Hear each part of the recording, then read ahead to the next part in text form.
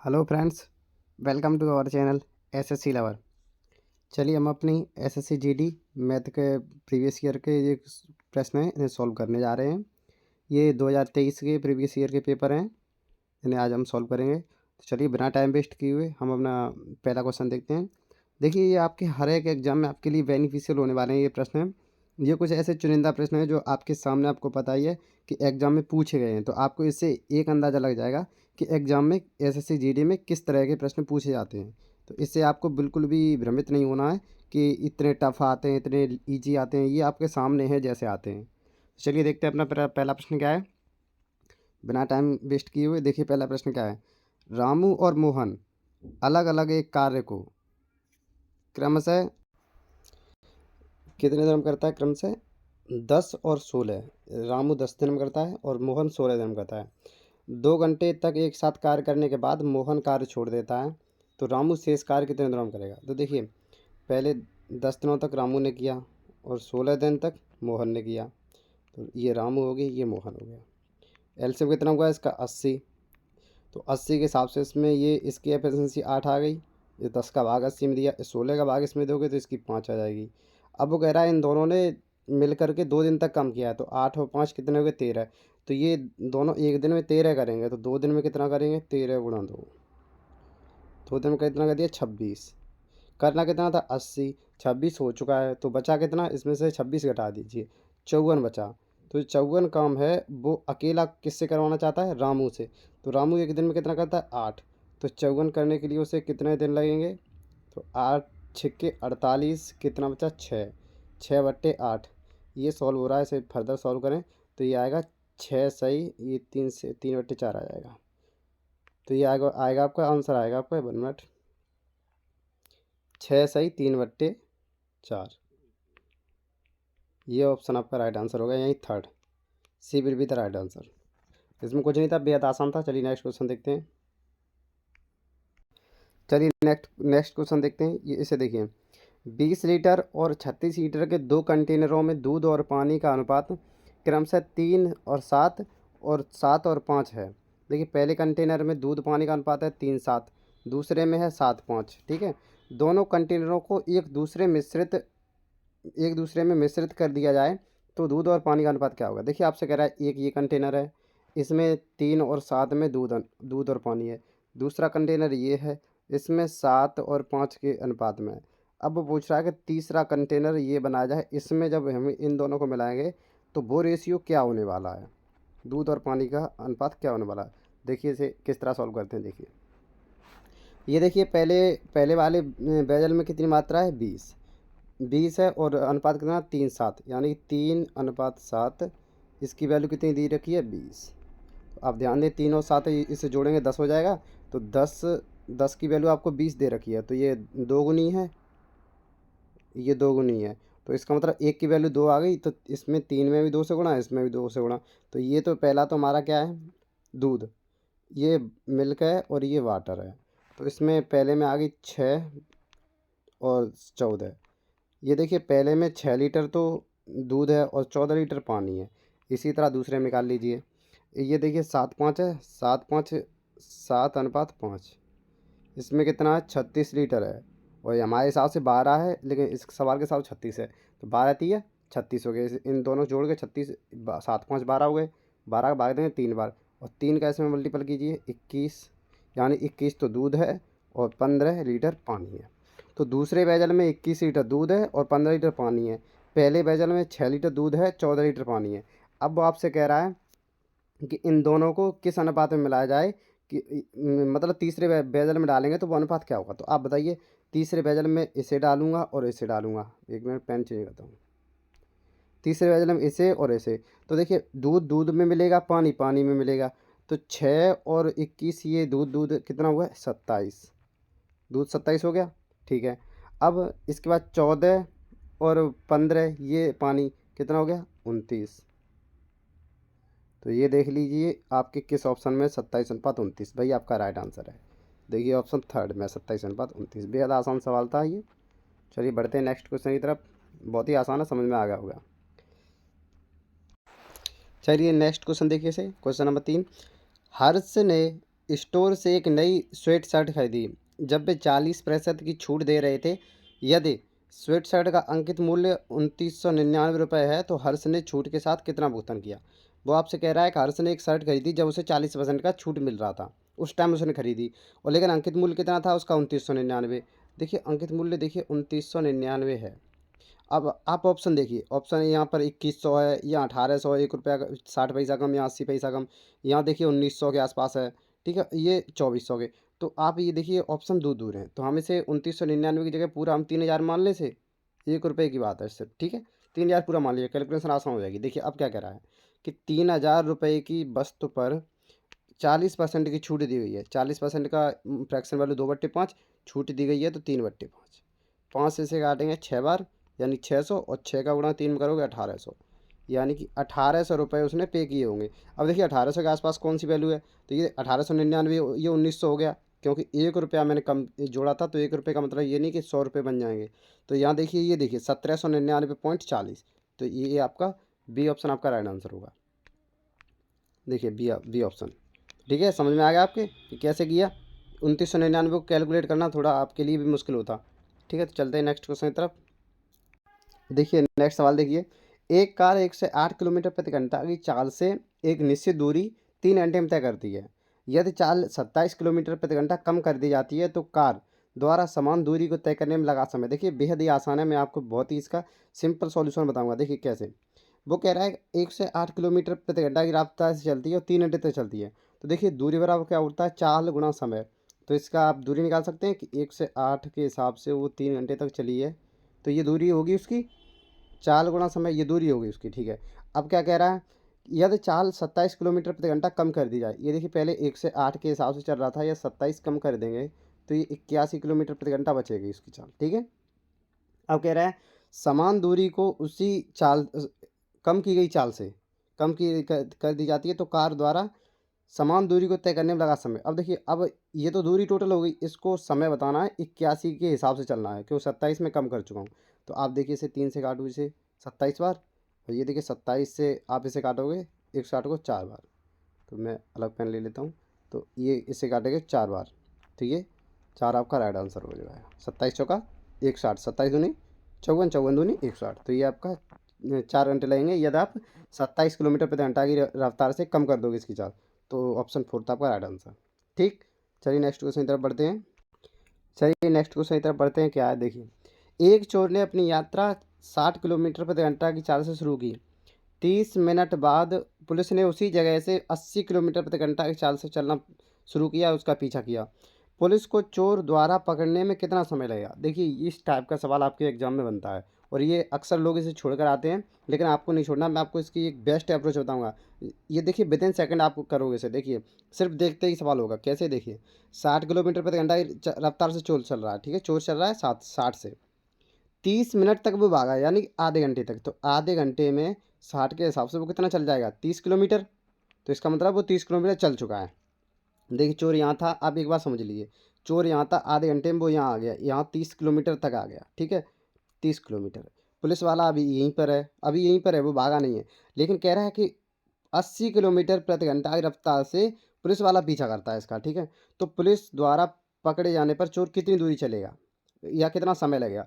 तो आप एक बात बताइए, दोनों एक ही डायरेक्शन में चल रहे हैं, चोर भी इधर ही भाग रहा है, पुलिस भी इधर ही, तो इनकी जो चाल है वो घट जाएगी, इनका अंतर आ जाएगा। इसकी देखिए 80 किलोमीटर प्रति घंटा, और इसकी कितनी थी 60, तो 80 और 60 की इसका अंतर निकालोगे तो कितना आएगा, 20 किलोमीटर प्रति घंटा।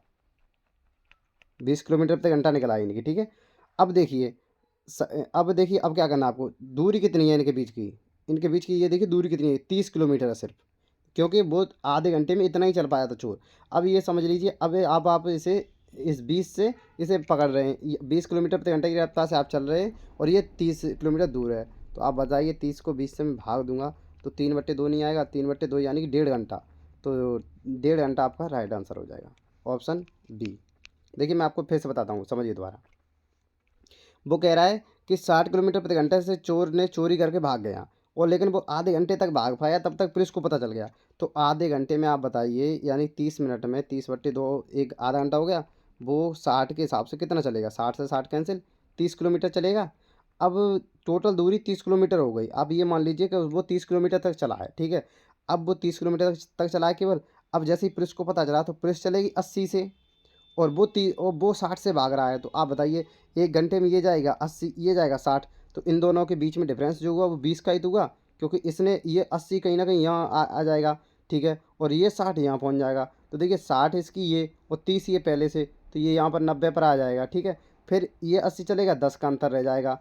इसी तरह दूसरे घंटे में ये अंतर कितना है, 20 का हो जाएगा। इसी तरह से आपको निकालना है, लेकिन ऐसा आपके लिए लेंदी हो जाता है, इसलिए मैंने ये तरीका नहीं बताया आपको। आप डायरेक्ट याद रखिए कि टोटल दूरी वही होती है जो चोर द्वारा चली गई होती है। चोर कितने टाइम पहले भागा है, तो देखिए यहाँ चोर आधे घंटे पहले भागा है, तो चोर ने आधे घंटे में 60 के हिसाब से कितना चला है, 30 किलोमीटर, ठीक है। अब इसे आप टोटल दूरी मान सकते हैं कि 30 किलोमीटर टोटल दूरी है इन दोनों के बीच की। अब दोनों एक ही डायरेक्शन में जा रहे हैं, तो 80 के हिसाब से ये भाग रहा है और 60 के हिसाब से चोर भाग रहा है। तो 80 और 60 का सापेक्ष चाल होती है, तो वो क्या होती है, सापेक्ष चालन की अंतर हो जाता है। तो देखिए एक ही डायरेक्शन में, इसलिए इनका अंतर ले लिया, कितना आ गया 20। तो आप बताइए दूरी इतनी थी और चाल इतनी थी, तो दूरी बट्टे चाल क्या होता है, समय, तो 3/2 हाथ हो गया। तो ये राइट आंसर हो गया आपका। बेहद आसान है, इसे आप अक्सर स्टूडेंट छोड़ देते हैं, लेकिन आपको ये ध्यान रखना, मैंने आपको ये बेस्ट अप्रोच बताई है इसकी। ऐसे सवालों के और भी तरीके हैं, मैं बताऊंगा। इसी तरह के सवाल आते हैं तो वो और भी अच्छे तरीके आते हैं, आप सिर्फ देखते ही इन सवालों को कर सकते हैं। क्योंकि देखिए 60 के हिसाब से 30 सेकंड में 30 मिनट में कितना चलेगा, 30 किलोमीटर। और इन दोनों का चाल का डिफरेंस ले लीजिए 20, तो 30/20 1.5 घंटा। चलिए नेक्स्ट देखते हैं। चलिए नेक्स्ट नेक्स्ट क्वेश्चन देखिए क्या है ये, कि राहुल एक निश्चित दूरी 4 किलोमीटर की चाल से चलता है और वही दूरी 3 किलोमीटर की चाल से वापस आता है, तो उसकी औसत चाल बताइए। ये देखिए मैं कई बार करा चुका हूँ आपको, इसमें कुछ नहीं बताया। दो दो गुणा दोनों की चाल, 4 गुणा 3, जब सेम दूरी हो और चाल डिफरेंस हो और दोनों चालों का योग, 4 और 3 7, बस यही आपका राइट आंसर है। जो जोड़ दीजिए और इसका गुणा कर दीजिए। 4 दूनी 8, 8 24, 24/7। देखिए 7 3 21, कितना बचा, 3, और 7 पॉइंट लगाए, 7 6 28, 3.4 कहाँ पर है, देखिए सिर्फ एक ही ऑप्शन में है, ऑप्शन सी आपका राइट आंसर है। चलिए नेक्स्ट क्वेश्चन पे चलते हैं, ये बेहद आसान था। चलिए देखते हैं नेक्स्ट सवाल। इसे देखिए क्या कह रहा है, रोहन अपनी पूरी यात्रा को 3 बराबर भागों में बांटता है। इसे देखिए क्या कह रहा है, 3 बराबर भागों में विभाजित करता है, और अपनी कार से पहले भाग को 30 किलोमीटर प्रति घंटा की चाल से, और दूसरे भाग को 40 किलोमीटर प्रति घंटा की चाल से, और अंतिम भाग को 50 किलोमीटर प्रति घंटा की चाल से चलता है। उसकी पूरी यात्रा के दौरान औसत चाल ज्ञात कीजिए किलोमीटर प्रति घंटा में। तो देखिए इस सवाल को मेनली लोग छोड़कर आ जाते हैं, लेकिन मैं आपको बता रहा हूँ, तो इसका आपको ऐसा बेस्ट सॉल्यूशन बताऊँगा कि आप इस सवाल को कभी नहीं छोड़ेंगे। देखिए इसमें करना कुछ नहीं है, बस थोड़ा दिमाग आपको रखना है, पेशेंस से समझिए इसे में क्या कह रहा है। देखिए 3 बराबर भागों में बांटिए दूरी को, तो आप ऐसे समझ लीजिए 30, 30 और 40 और 50, इन दोनों का एलसीएम बताइए, तीनों का कितना होगा। देखिए 30 और 40 50 कैसे एलसीएम लोगे, 3 4 5 मान लीजिए, क्योंकि देखिए एक एक जीरो सबके पीछे है, मैंने सबकी हटा दी। 3 4 5 का तो आपको बताइए 60 होता है, 60 एलसीएम हो गया, लेकिन एक एक जीरो हटाई थी वो अब फिर लगानी पड़ेगी, तो यानी कि 600 इसका एलसीएम आ गया, ठीक है, 600 का।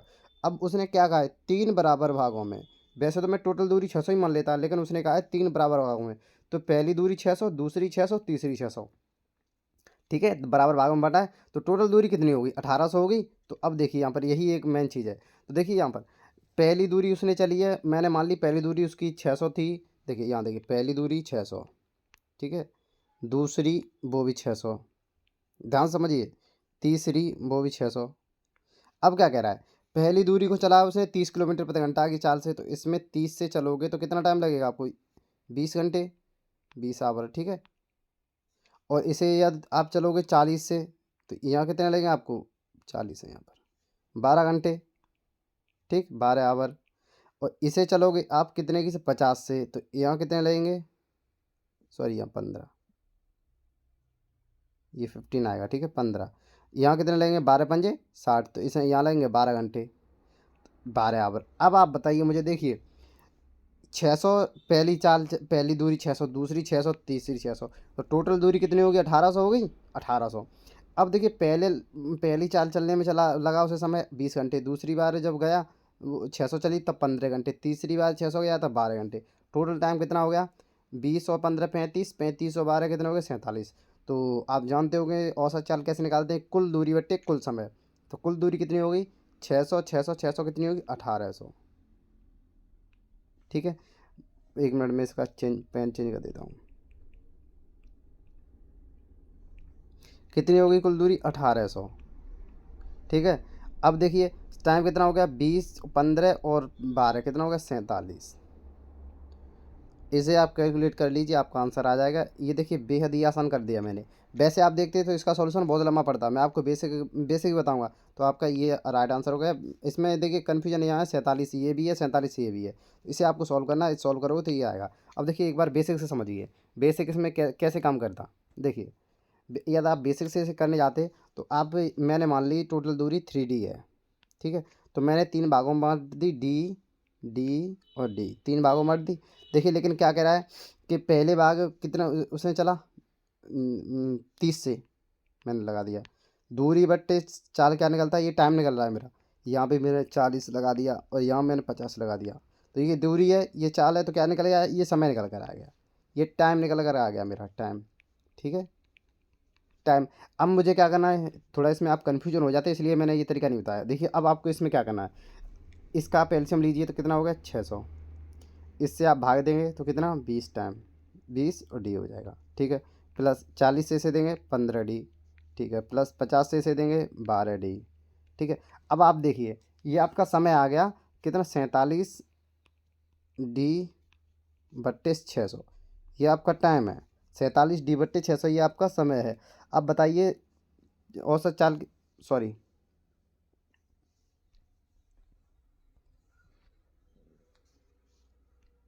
Sorry sorry 1 minute. देखिए वो इरेज हो गया। देखिए कितना निकला था, अब आपको ध्यान होना चाहिए। 47D/ कितना निकला? 600। अब ये तो आपका टाइम आ गया, ये टाइम है, लेकिन दूरी कितनी थी मैंने बताई थी आपको? 3D मानी थी मैंने। अब दूरी बट्टे समय क्या होता है? चाल। तो स्पीड में निकाल रहा हूँ, तो दूरी बट्टे चाल कितना हो? 47D, ये बट्टे के 600 ही ऊपर जाकर यहाँ गुणा कर देंगे 600। अब देखिए डी से डी कैंसिल, और 36 18, तो 1800/47। देखिए अब आपकी समझ में यदि वो ना आया हो तो आप इसे देख लें, इसी से वो ड्राइव किया गया है। तो देखिए कितना आसान हो जाता है। इससे थोड़ा भी आपको दिक्कत हो सकती है, लेकिन उससे भी नहीं होगी, उससे बिल्कुल भी नहीं होगी, क्योंकि आपको पता है 3 बराबर भागों में बटा है, तीनों का एलसीएम लेकर के एक जो एलसीएम आए उसी को तीन तीन बार बना दीजिए। चलिए नेक्स्ट क्वेश्चन देखते हैं। चलिए नेक्स्ट क्वेश्चन देखते हैं, इसे पढ़िए। ए एक कार्य को 8 दिन में पूरा कर सकता है और बी 24 दिन में पूरा कर सकता है। वे एक साथ शुरू करते हैं इस काम को, लेकिन कार्य पूरा होने से 4 दिन पहले, इस शब्द पर आप ध्यान देना, 4 दिन पहले, इस पहले पर ध्यान देना, पहले। देखिए इसका बहुत रोल है, बताऊंगा। ए छोड़ देता है, संपूर्ण कार्य को पूरा करने के लिए ए और बी द्वारा कितने दिनों की आवश्यकता होगी? देखिए समझिए इसे।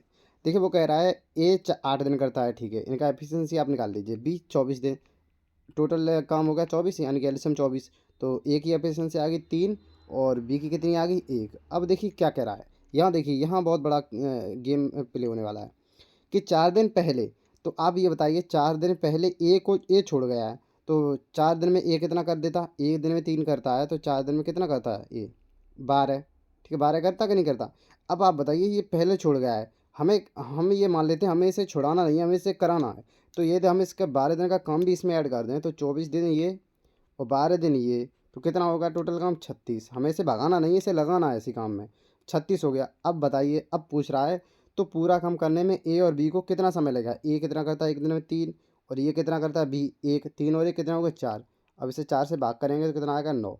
तो पूरा काम करने में ए और बी को 9 दिन लगेंगे, जब ए 4 दिन पहले काम छोड़ कर चला जाएगा। अब यही आपसे यदि कह देता 4 दिन बाद काम छोड़ कर गया है, तो क्या करते? तो 4 दिन में 12 कर लेता, तो इस 24 में से ये 12 घटा देते, तो ये 12 बचता। फिर बचता कौन? फिर केवल ए बचता। फिर आपसे पूछता कि वो तो छोड़ कर चला गया। तो अब आप बताइए, अब ये कितने दिन में करेगा? तो ए 1 दिन में एक करता, 12, इसे 12 दिन ही लग जाते। तो ये तब था जब बाद में छोड़ कर जाता, लेकिन पहले छोड़ कर गया है, तो हम ये मान लेते हैं हमें किसी को भगाना नहीं है, सबको काम पर लाना है, सबका साथ सबका विकास, ये समझ लीजिए। तो ये एक बार छोड़ कर गया पहले, इसे इससे कहो भाई तू जा मत, तू काम कर, जाता कहाँ है, इधर रुक। तो इससे काम कराना हमें, ठीक है। तो चलिए थोड़ा फनी वे में आपको समझ में आ गया। चलिए बकलोल जाता किधर है, चलो आगे देखिए। नेक्स्ट नेक्स्ट क्वेश्चन क्या है? चलिए नेक्स्ट क्वेश्चन देखिए क्या है। एक वस्तु का मूल्य 2 वर्ष में घटकर 18,000 से 14,520 रह 80 रह जाता है। वस्तु के मूल्य ह्रास की वार्षिक दर ज्ञात कीजिए। देखिए बहुत ही इंपॉर्टेंट सवाल है ये, आप इसे कन्फ्यूज बिल्कुल ना हो, मैं इसे इस तरह से बताऊँगा। देखिए कि आपसे 2 वर्ष में पूछ रहा है, ठीक है? 18,000 से कितना रहेगा 14,580, तो इसे घटाएँगे तो इसे आप मान लीजिए 15,000, तो कितना 420 इसमें एक्स्ट्रा जोड़ना पड़ेगा, 420 ये और 15 और 3, हाँ ठीक है, 3420। तो ये 3420, ये देखिए 3420 रुपये घट गए हैं, कितने से 18,000 से। तो ये देखिए टोटल कितने गिरावट आई है, 18,000 टोटल थे। 3420 ये 18,000 पर आई है, तो 100 पर ये कितनी गिरावट आएगी, 2 जीरो ये कैंसिल आउट हो जाएंगी, 1 जीरो ये कैंसिल, 18 से काटना, 18 एक 18 और 16 बचे, 18 नम्मा 162, 19 बार कटा।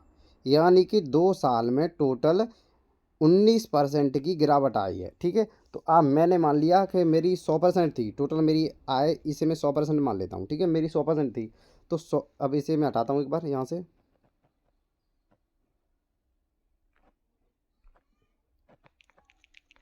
मिनट।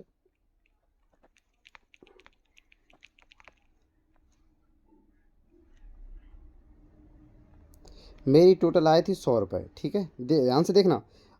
उसमें से 19% जो है ये मेरे मूल्य ह्रास हो गया, इसमें कमी आ गई। तो अब कितनी बची, 81 बची, 81। अब आप एक बात ध्यान से देखना, ये कितने साल का है, ये 2 वर्ष का माजरा है, ये जो कुछ भी हुआ 2 साल में हुआ है। तो हम 2 साल के लिए क्या करेंगे, इसका अंडर रूट लेंगे, इसका अंडर रूट 3 साल के लिए होता तो क्यूब रूट लेते, ठीक है। तो अब इसका अंडर रूट लेंगे तो 10, 100 का कितना हो गया 10, 81 कितना होगा 9। कोई चीज़ पहली वर्ष ये 1 साल का आ गया, पहली वर्ष 10 थी, 10 से 9 हो गई, तो कितना कम होगा 1, कितने पर कम होगा 1 कम हुआ, देखिए 1 कम हुआ, कितने पर कम हुआ 10 पर। तो 100 पर यही कितना हो जाएगा, यानी कि 10%।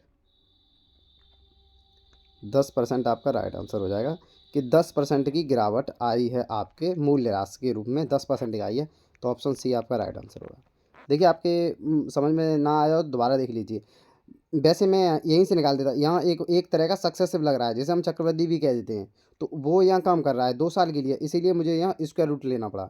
वरना मैं यहाँ से देखिए 19% तो आ ही गया था। अब आप एक बात ये भी सोच सकते हैं कि यह ऑप्शन के हिसाब से कि 19% किसका फ्लैक्स वो होता है, सक्सेसिव होता है, जब हम मूल्यह्रास होता है। तो देखिए 9, अब 10 का लगाते तो 10 से कितना होता है 9, 10 से कितना होता है 9, ये 100 से कितना हो जाता है 81 यहाँ पर। तो ये देखिए कितना हो गया, अब इसका फिर आप इसका रूट लेना पड़ता आपको, ठीक है। और यहाँ देख लिए 100 से 81 हो गया, यानी 19 कम हो रहा है। तो मैंने 10 माना था तभी हो रहा, तो आपका 10 ऑप्शन हो जाता सही।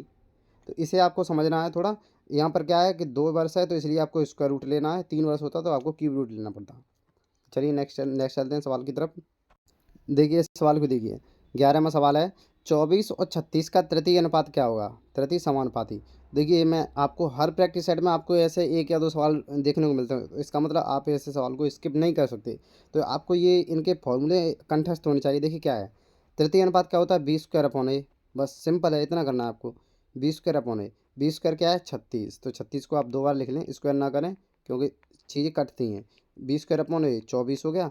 अब इसे देखिए आप 12 से काट सकते हैं, 12 तीन 36, 12 दूनी 24, 2 से इसे काट सकते हैं 18, 18 दूनी 36, और 18 का इसमें 3 गुणा करेंगे तो कितना हो गया 54, 18 तीन 54। तो आपका ये 54 आंसर राइट हो जाएगा। ऑप्शन कौन सा है, ऑप्शन फोर्थ। देखिए बिल्कुल आसान है ऐसा ऐसा नहीं है एसएससी जीडी में कोई टफ लेवल के सवाल पूछे जाते हैं कि सीजीएल लेवल के, सीपीओ लेवल के, बिल्कुल नहीं। इसमें एक नॉर्मल वो होता है, 1 2 क्वेश्चन आपको आ सकते हैं कि टफ लगे, लेकिन इतने ज़्यादा होते नहीं हैं। चलिए नेक्स्ट देखते हैं। चलिए नेक्स्ट सवाल देखते हैं, इसे देखिए, दो शंकुओं की आयतन 3:2 के अनुपात में है और उनकी त्रिज्या 3:4 के अनुपात में है, उनकी ऊंचाई का अनुपात ज्ञात कीजिए। देखिए ये बहुत ही आसान है, पहले आप एक बार इसे समझ लें और फिर आप इसे विदिन सेकंड में करेंगे। देखिए आप यहाँ अनुपात से बिल्कुल भी परेशान ना हो। देखिए क्या कहता है, आप इनका फॉर्मूला लगा दीजिए, 1/3 पाई आर स्क्वायर एच, ठीक है। मैंने पहले की मान ली आर, छोटी आर, चलो यहाँ छोटी आर भी मान लेता हूँ, ठीक है। दूसरे का क्या है फॉर्मूला, 1/3 पाई आर स्क्वायर, या ये छोटी एच तो यहाँ बड़ी एच मान लेता हूँ, ठीक है, क्योंकि अलग अलग हैं सब चीज़। अब देखिए इनका आपको क्या दे रखा है, 3:2 दे रखा है आपको, ठीक है। इसे देखिए बेसिक से समझिए, इसे बहुत ही आसान है। अब आप बताइए, ये तो कॉमन है इनमें 1/3 मिनट, ये देखिए 1/3 कॉमन है तो 1/3 से 1/3 कैंसिल, ठीक है। पाई से ये पाई कैंसिल। अब बचा क्या, आर और एच, ये दो बचे, ठीक है। अब मैं आपको ये लिखकर इसलिए बताया, मैं डायरेक्ट भी लिख सकता था इसे कि आर स्क्वायर एच बटे आर स्क्वायर एच, क्योंकि मैंने आपको बता दिया ये कटते कैसे हैं, ठीक है। अब आपको पता होगा कि इस तरह से ये कट जाते हैं। अब देखिए आपको दिया क्या है, आर कितनी दे रखी है इसने, 3। पहले की 3 दे रखी है, दूसरे की 4। 3 का स्क्वायर करोगे आप कितना हो जाएगा, 9। 9h, ठीक है। दूसरे का करोगे कितना हो जाएगा, 16r, 16h सॉरी, ठीक है। अब आपसे पूछ रहा है और ये कितना होगा, 3/2। अब इन्हीं का अनुपात पूछ रहा है, तो 3 से इसे काटोगे ये 3 टाइम कटेगा, 2 से इसे काटोगे ये 8 बार कटेगा, ठीक है। अब देखिए अब पूछा गया है उनकी ऊंचाइयों का अनुपात। देखिए पहले की ऊंचाई छोटी एच थी, दूसरे की बड़ी एच थी, तो देखिए H/H ये पूछ रहा है आपसे, मैंने छोटी मान रखी है, ठीक है। तो देखिए अब बताइए, ये इस तरफ जाएगा और ये इस तरफ आएगा, तो छोटी एच कितना हो गया, 8, और बड़ी एच कितनी हो गई, 3। बस यही आपका राइट आंसर हो गया। देखिए आप यहाँ देखिए 3h/8 है, ये बचा है 3h/8h बराबर 1, ये बचा है आपके पास। तो ये उधर जाएगा और ये इसके नीचे आएगा, तो H/H, ये 8 यहाँ ऊपर आएंगे, 3 यहाँ पर आएंगे नीचे, तो 8/3 हो गया। तो चलिए ये आपके लिए बहुत आसान है। देखिए मैं दोबारा बता देता हूँ, जब भी दोबारा ऐसा सवाल आए तो आप इसके फॉर्मूलाओं को देख लीजिए कि आयत अनुपात वाला आता है तो उसके फॉर्मूले में पाई और जो जो कॉमन है वो चीज़ कट जाती हैं, और जो दे रखी होती हैं भिन्न भिन्न वो वो लिख देते हैं। देखिए 1/3 तो इसमें भी कॉमन आएगा, इसके सवाल में भी और इसके में भी आएगा, पाई इस दोनों में आएगा, तो 1/3 पाई हम पहले ही काट सकते हैं। अब देखिए आर स्क्वायर हमें सीधा इनका इनका वो करना है। देखिए आर स्क्वायर तो पहले की 9, आर स्क्वायर इंटू एच हमें निकालनी है, ठीक है। बट्टे में इसका भी यही होता है आर स्क्वायर एच, तो आर स्क्वायर नीचे वाले का 4 का 16 इंटू एच हमने बड़ी मान ली, बराबर पहले का 3/2, बस इतना था, इतना आपको करना था। अब आप सॉल्व ऐसे ना करें, चलिए यहाँ पहले मल्टीपल कर दीजिए H/H। अब आप कन्फ्यूजन होगा तो 3×16/2 × 9, अब आप काट दीजिए, 3 से ये कटा 3 बार, 2 से ये कटा 8 बार, तो 8/3 हो गया आपका राइट आंसर, ठीक है। तो चलिए उम्मीद करता हूँ ये समझ में आ गया होगा। तो चलिए नेक्स्ट क्वेश्चन की तरफ बढ़ते हैं अपने। चलिए नेक्स्ट क्वेश्चन देखते हैं, इसे पढ़िए क्या कह रहा है ये क्वेश्चन। 5750 रुपये एक वर्ष के लिए 16% की दर से वार्षिक रूप से चक्रवृद्धि होने वाले ब्याज और अर्धवार्षिक रूप से चक्रवृद्धि ब्याज होने पर होने वाले ब्याज की कितनी बीच अंतर बताइए। देखिए अर्धवार्षिक और वार्षिक, लेकिन दर कितनी है, 16%, इन दोनों के बीच अंतर बताना है। तो आप एक बात को ध्यान रखें, पहली तो एक वर्ष के लिए 16%, तो एक पहली वर्ष के लिए चाहे चक्रवृद्धि ब्याज हो चाहे साधारण ब्याज हो वो बराबर रहती है, ठीक है। चक्रवृद्धि ब्याज ही साधारण वर्ष होती है पहले वर्ष के लिए, और साधारण ब्याज ही चक्रवृद्धि होती है। लेकिन दूसरे वर्ष में खेल अलग हो जाता है। तो यहाँ क्या कह रहा है कि पहली बार तो 1 साल के लिए, और अगली बार हम लें तो उस पर आधा उसकी कर दें, यानी कि ये हाफ ईयरली कर दें।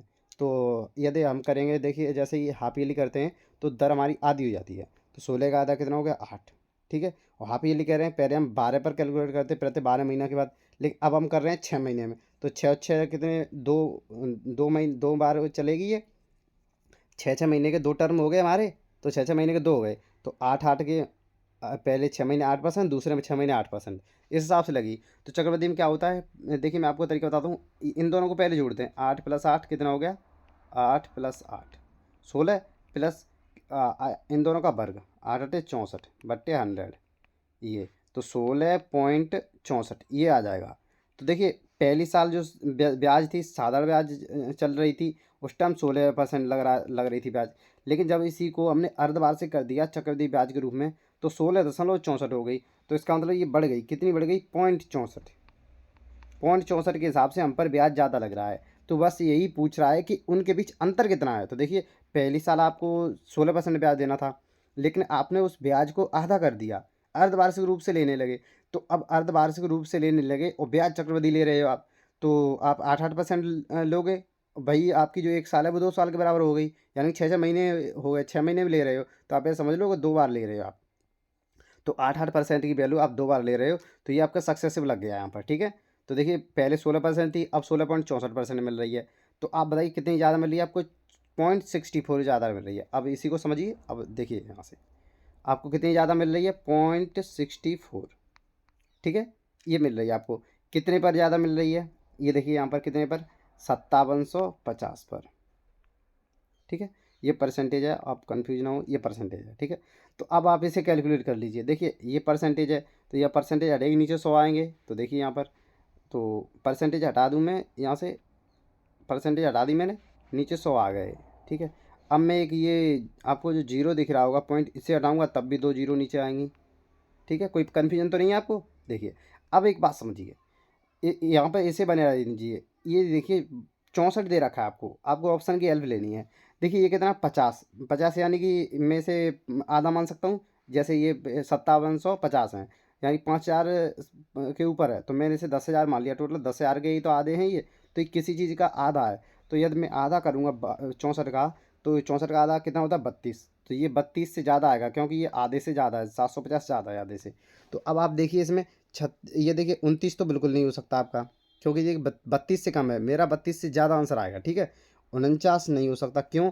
क्योंकि देखिए 64 का आधा 32 है, मुझे आधे से थोड़ा हल्का ज़्यादा लेना है। ये 1.5 गुना नहीं है, जो कि ये, हाँ अभी यहाँ पर ज़्यादा होता, 1 पॉइंट कुछ कुछ होता है यहाँ पर, तब मैं ले सकता था। लेकिन यहाँ देखिए ये सिर्फ 5700 है, तो यहाँ पर ये 49 से 1.5 गुना हो रहा है, ये भी नहीं होगा। ठीक है, अब आपको इसमें और इसमें कन्फ्यूजन हो सकती है। तो देखिए आपको बता दूं कि ये 750 अधिक है। ठीक है, यहाँ पर तो 64 इसके आधे से थोड़ा ज़्यादा होगा। इसका मतलब ये नहीं कि बिल्कुल ही इतना कम भी नहीं है, ये 0.58 बढ़ा है केवल। तो इसका मतलब ये आपका राइट आंसर हो जाएगा 36.8। अब आप इसे सॉल्व भी कर सकते हैं, इसमें कुछ नहीं है, इसके सिर्फ आपको गुणा करना है। आप इस जीरो से इस जीरो को हटा दीजिए।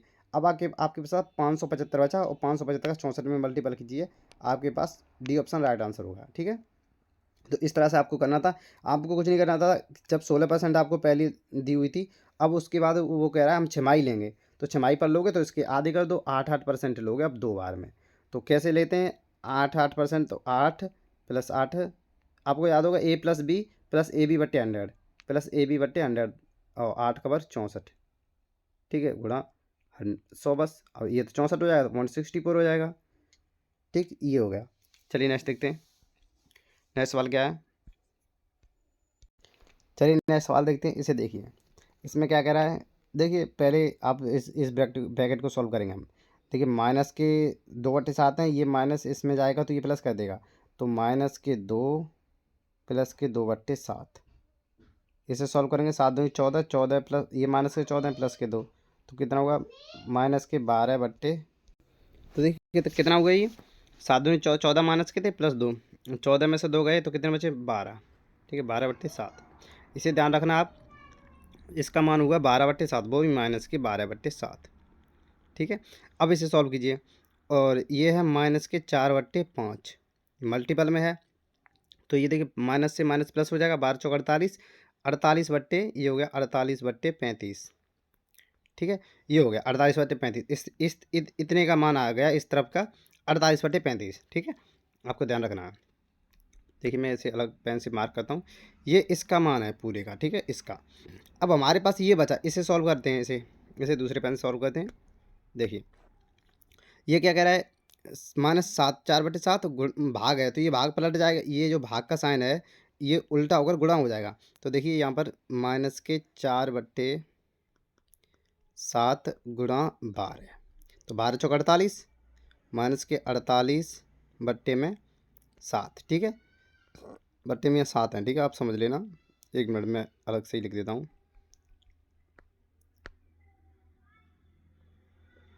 ठीक, 7। अब देखिए अब क्या करा है ये, अब यहाँ पर इतने का मान ये आ गया। ठीक है, और इतने का मान ये है। अब देखिए इन दोनों के बीच में ये भाग था, तो मैं यहाँ पर अब देखना, अब यहाँ पर मैं इसे एक ब्रैकेट, एक अलग से ब्रैकेट लेता हूँ। 1 मिनट, ये देखिए, अब देखिए यहाँ आ गया -48, वो सॉरी, ये देखिए -48 बट्टे में 7, और ये भाग का चिन्ह है, भाग के पीछे क्या था, 48/7, 48/35। ये भी ये माइनस का था, नहीं ये माइनस का नहीं था। ठीक है, ये पॉजिटिव था मेरे पास, क्योंकि यहाँ माइनस से माइनस ये प्लस हो गया था। तो देखिए 48/35 है, तो ये भाग है तो इसे बदल देगा, तो भाग इस गुणा में कर देगा, तो 35/48 हो जाएगा ये। ठीक है, कैसे? इस भाग को ये देख रहे हैं, ये भाग था तो 48/35 था, लेकिन गुणा में आएगा तो ये पलट जाती संख्या। तो 48 से 48 कैंसल, 7 से ये कटा 5 बार। तो देखिए अब आपका कितना आ गया, -5। ये आपका राइट आंसर होगा -5। ठीक है, बेहद आसान होते हैं इस तरह के सवाल, आपको बस ध्यान रखने हैं। तो कितना होगा ऑप्शन आपका सेकंड आंसर आपका हो गया। ठीक है, देखिए नेक्स्ट क्वेश्चन देखते हैं अपना। चलिए देखिए नेक्स्ट क्वेश्चन देखते हैं अपना। 28 के वर्ग को उस सबसे बड़ी संख्या से विभाजित किया जाता है जो 42 और 56 दोनों से पूर्णतः विभाजित कर सकती है। उन दोनों को पूर्णतः विभाजित कर सकती है। ठीक है, परिणाम ज्ञात कीजिए। देखिए वहाँ पर आपसे ये कुछ आपसे अल्टीमेटली ये कहना चाहता है कि जो बड़ी से बड़ी संख्या है वो बताइए। तो वो बड़ी संख्या क्या हो सकती है, 42-56 का HCF। तो ये आपसे थोड़ा घुमा कर कह दिया, वो उसने HCF नहीं कहा है आपसे, लेकिन बता दूं 42 और 56 का HCF बता रहा है यहाँ पर सबसे बड़ी संख्या। तो आप बताइए 42 और 56 का HCF क्या होता है, 14 होता है। ठीक है, तो अब आपको ये करना है कि 28 के वर्ग को 14 से भाग करना, बस इतना करना था। 28 गुणा 28 डिवाइडेड बाई 14। 14 से काटेंगे 2 बार तो 28 दूनी 56, 56 आपका राइट आंसर हो जाएगा, यानी ऑप्शन ए। देखिए कितना आसान था, उसने आपको यहाँ घुमाने की कोशिश की, लेकिन आपको इसकी लैंग्वेज पर पकड़ रखनी है। ठीक है, वो क्या कह रहा है कि सबसे बड़ी संख्या से विभाजित किया जाता है, यानी इन दोनों की सबसे बड़ी संख्या। आपको पता होगा सबसे बड़ी संख्या जो कॉमन होती है उसे हम HCF भी कहते हैं। ठीक है, तो बस आपसे यही पूछ रहा था। तो चलिए नेक्स्ट चलते हैं सवाल की तरफ। हमारा क्या है, देखिए इस सवाल को देखिए। ये सवाल क्या कह रहा है, the curved surface area of A sphere is 1386 centimetre square. The volume of this sphere is, देखिए इंग्लिश में ये है तो कोई दिक्कत नहीं है। वो पूछ रहा है कर्व्ड सरफेस एरिया, ठीक है, और कितना दिया हुआ आपसे 1386। पृष्ठीय क्षेत्रफल आपको दिया रखा है, कर्व सरफेस एरिया मतलब है पृष्ठीय क्षेत्रफल 1386, और पूछ रहा है आपसे इसका वॉल्यूम यानी आयतन। तो आप बताइए कर्व्ड सरफेस एरिया क्या होता है किसी गोले का, तो वो होता है 4πr²। कितना दिया 1386। ठीक है, अब आप इसे 4 गुणा 22/7 लिख सकते हैं, गुणा r² बराबर 1386। अब इसे सॉल्व कीजिए, इसे 11 से काटिए 2 बार। 1 मिनट में इसे चेंज करता हूँ पेन। 11 से काटेंगे इसे 2 बार। ठीक है, इसे 11 से काटिए, 11 कम 11 2 बचे, 11 दूनी 22 और 6 बचे, 11 छः 66। ठीक है, इसे अब 2 से काट दीजिए 63 बार, 63 कट गया। अब देखिए ये 7 बचे और ये 4, ये 700 से गुणा में जाएंगे, तो r² बराबर 63 गुणा 7 गुणा, सॉरी गुणा अब नहीं आएगा, बट्टे में ये जो गुणा के थे वो 4 भाग में गए। अब देखिए यहाँ पर 7 यहाँ मुझे मिल गए, और 63 में 63 को इस तरह लिख सकता हूँ मैं 9 गुणा 7। आप बताइए 63 को 9 गुणा 7 लिख सकता हूँ, तो स्क्वायर निकालना है मुझे, स्क्वायर रूट। तो देखिए 7 तो का पेयर यहाँ बन गया, 7 और 7 मिल गए, तो इसका 7 गुणा 9 का स्क्वायर वो कितना होता है, स्क्वायर रूट 3। 9 का घनमूल कितना होता है 3। तो देखिए अब बताइए, और ये नीचे 4 था, 4 का कितना होता है 2, तो 7 या 21, 21/2 आ गई, त्रिज्या निकल कर आ गई मेरी 21/2। ठीक है, आप निकाल लेना इतनी आएगी। अब देखिए अब क्या कह रहा है आपसे, त्रिज्या आपको ध्यान है 21/2 आ गई। अब आपसे कह रहा है कि इसका आयतन बताइए। आयतन क्या होता है, 4 पाई की वैल्यू 22/7 r³ मतलब 21/2 गुणा 21/2 गुणा 21/2। अब आप बताइए, देखिए 4/3 होता है, सॉरी 4/3। अब ये देखिए 7 या 21, ये दोनों 21 कर देंगे, तो इस 1 मिनट दिए, देखिए ये दोनों मिल करके 21 बनेंगे, और ये दोनों इस पूरे को काट देंगे, इस 21 को काटेंगे कि नहीं, ये दोनों मिलकर। तो देखिए यही करना है, 7 या 21, 21 से 21 खत्म। ठीक, अब बचा क्या आपके पास, ये 4 बचे, ये देखिए। अब देखिए 1 मिनट पेन चेंज करता हूँ, मैं आपको बताता हूँ। ये देखिए ये 2 और 2 4, ठीक है, ये 4 बचे, इस 4 से ये 4 कैंसिल। ठीक, अब ये 2 बचे, इस 2 से ये देखिए, इस 2 से ये 11 बार कट गए। ठीक है, इससे ये कैंसिल, इससे ये कैंसिल, 2 से 11। अब आपके पास बचा क्या, 11 गुणा 21 और 21 कितना होता है, 441 होता है, आपको पता है। अब 11 का मल्टीपल तो कर सकते हैं, 11 एकम 11 हासिल 1, 11 चौक 44 1 45 हासिल फिर से 4, 11 चौक 44 4 48। तो आपका राइट आंसर होगा मित्रों 4851, यानी कि आपका सी ऑप्शन राइट आंसर है। इसमें कुछ नहीं था, सिर्फ फॉर्मूला बेस्ड था ये। तो चलिए नेक्स्ट क्वेश्चन देखते हैं क्या है हमारा। देखिए इस सवाल को देखिए, ये बहुत ही इंपॉर्टेंट सवाल है और मैं आपको इसको एक लाइन में आपको इसका सॉल्यूशन बताऊंगा। देखिए ये इसे स्किप ना करें बिल्कुल भी, ये बहुत इंपॉर्टेंट सवाल है। देखिए डिस्काउंट स्कीम के तहत 20% की छूट देने के बाद भी 10% का लाभ होता है। यह बताएं कि अंकित मूल्य क्रय मूल्य से कितने प्रतिशत अधिक है। यदि आप इसे बेसिक से करने जाओगे तो शायद ही आप इसे कर लोगे, अच्छी बात है, लेकिन आप उस समय में नहीं कर पाओगे जो आपको समय में करना है। देखिए मैं आपको इसका बेसिक सॉल्यूशन तो नहीं, इसका एक शॉर्ट तरीका बताऊंगा, बिल्कुल शॉर्ट। देखिए आपको एक चीज़ याद रखनी है, MP/CP। ये कब लगता है, ये इसके लिए फॉर्मूला है कि जब आपको छूट और आपको लाभ या हानि दी रखी हो। देखिए क्या कह रखा है, MP बराबर क्या होता है 100, आपको याद रखना बहुत इंपॉर्टेंट है, 100 प्लस लाभ। लाभ कितना है 10%, यानी कि 10, ठीक है, बट्टे 100 माइनस छूट, छूट कितनी है 20, ठीक है। ये बस इतना कर दीजिए, आपका काम हो गया। तो देखिए कितना होगा 100 और 10 कितना होगा 110, ठीक है, बट्टे में 100 में से 20 गया, कितना बचा 80, ठीक। अब ये तो देखिए 80 तो हो गया आपका CP और 110 हो गया आपका MP। ये बहुत ही इंपॉर्टेंट फॉर्मूला, आपको इसे नोट कर लें।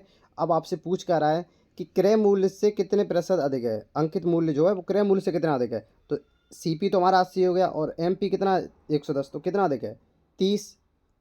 किससे अधिक है 80 से, तो 100 से कितना अधिक होगा ये बताना है, ठीक है। तो देखिए 0 से 0 कट गई और 3/8 आपको पता होगा परसेंटेज में कितना होता है, 37.5% की फ्रैक्शन वैल्यू होती है 3/8। ये आपको तो पता होगा, और नहीं पता तो आप रट लीजिए कि 37.5% की फ्रैक्शन वैल्यू 3/8 होती है। ये देखिए 3/8 ये दी रखा है यहाँ पर, ये 3/8 के फ्रैक्शन वैल्यू किसकी होती है 37.5 की होती है। तो इस तरह से आपका D ऑप्शन राइट आंसर हो जाएगा। आप इस फॉर्मूले को नोट करें एक बार, मैं इसे इरेज करता हूँ। देखिए 1 मिनट, ये फॉर्मूला आपके लिए बहुत इंपॉर्टेंट है। देखिए इस सबको इरेज करता हूँ मैं, इसे इरेज करता हूँ मैं। जो आप फॉर्मूला है वो आपके लिए मैंने, आप उसे एक बार नोट करें, ठीक। इस फॉर्मूले का आप एक बार स्क्रीनशॉट ले लें, सिर्फ फॉर्मूले का 1 मिनट में से आप इसका एक बार स्क्रीनशॉट ले लें। तो चलिए नेक्स्ट क्वेश्चन की तरफ चलते हैं। ये देखिए बहुत ही इंपॉर्टेंट है, इससे काफ़ी सवाल बने गए हैं और आगे भी बनेंगे। चलिए नेक्स्ट सवाल देखते हैं। चलिए देखते हैं अपना नेक्स्ट क्वेश्चन। एक मेज जिसका अंकित मूल्य 300 है को 20% छूट और 10% की 2 क्रमिक छूट पर बेचा जाता है।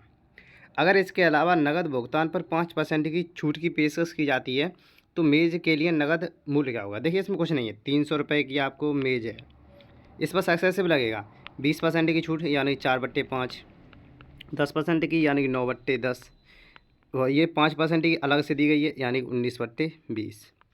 इसे सॉल्व कीजिए। देखिए 0 से ये 0 कैंसिल, ठीक है, और ये 5 और 2, 5 दूनी 10 हो जाएगा, तो ये 10 हो गया पूरा। नीचे याद रखना 10 है, ठीक है। इसका गुणा कीजिए, 4 12, यहाँ देखिए मैं लिख रहा हूँ 12 गुणा 19 निम्मा 171, 171, इसका गुणा कीजिए, और बट्टे 10 चल रहा है, गुणा कीजिए 12 एकम 12 और 12 सत्ते 84, 85 हासिल 8, 12 8 20, 20/10 था तो यह पॉइंट आ जाएगा। तो यहीं 205.2, 205.2 कहाँ पर है आपके, ये ऑप्शन बी आपका राइट आंसर हो गया, ठीक है। इसमें कुछ नहीं था। चलिए नेक्स्ट देखते हैं।